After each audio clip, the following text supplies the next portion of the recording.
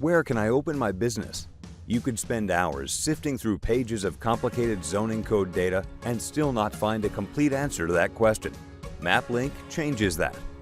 Using MapLink, a developer or business owner can quickly get the answers to many preliminary zoning-related questions. Here's how easy it is. Suppose you want to open a dentist's office and are interested in seeing the zoning requirements for similar businesses. Start by selecting Filter by Land Use.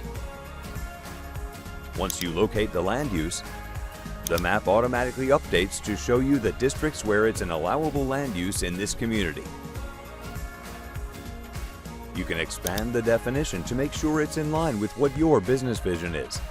Select a district to read how it's described. You can even look at the dimensional standards for this district.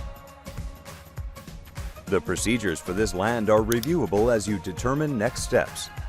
MapLink also provides links to required forms and applications, so municipal officials, developers, and planners can be proactive and productive in their meetings.